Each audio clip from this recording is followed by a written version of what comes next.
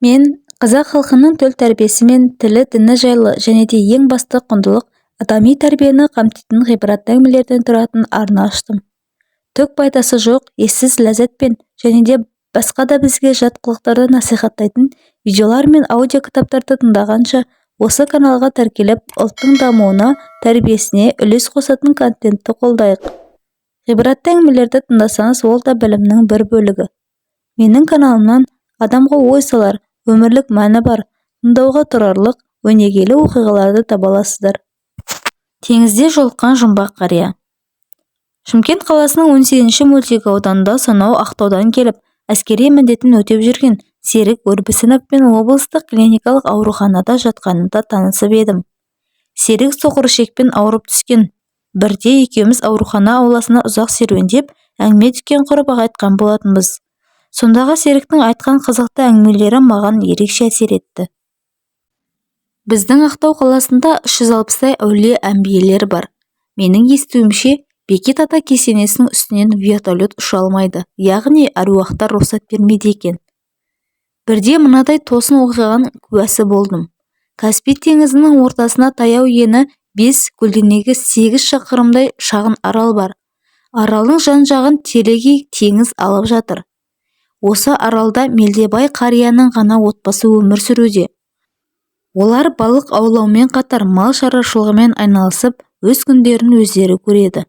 Тіпті дәулеті тұрады десем артық айтқандық емес. Кейде жұмыстан қолым қалт еткенде Мелдебай атаға барып балық ауласатын әдетім барын.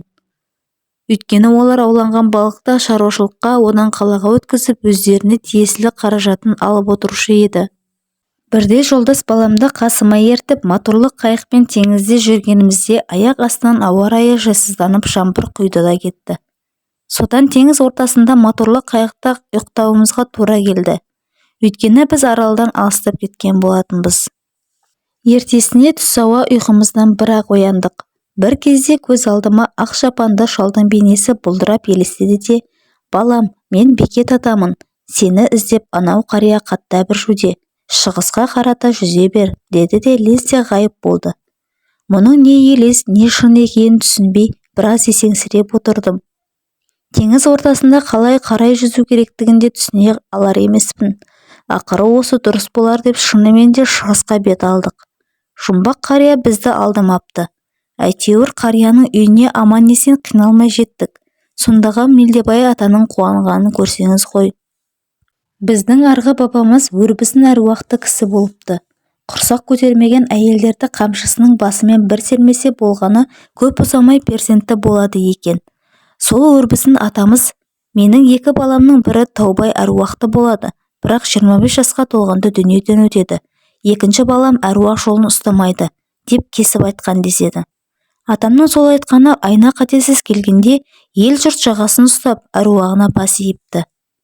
Бабаларымыз ертеректе таушық, яғни мола, мазарат маңында өмір сүріпті, ал маңғыстаулықтар моланы там деп атайды. Кереметтілігі сол, әлгі таушық қасынан түнде өткен жолаушылар «Кет, тезірек кет» деген бейтаныс дауыстарды талай мәрте естіпті. Ал аттылы кісілер өтсе атына мінгізіп, ауыл шетіне дейін шығарып салатын көрінеді. Біз тұратын үйде ертеректе киелі жылан болған екен. Оған ешкім тиіспепті. Бірде үйге келген Үмбет деген кісі әдейілеп жылан іннің аузын бекітіп кетеді. Содан арада көп ұзамай Үмбеттің де шешесінің де көздері соқыр болып қалыпты. Мұның бәрін маған әкем айтып берген еді, деп Серік әңгімесін аяқтады. Асылы әруақ пен киені қастер тұтқанымыз абзал болды-ау. Тылсым дүние кітабынан жазған Абылхан Өмірұлы, оқыған Сырайылова Лаура.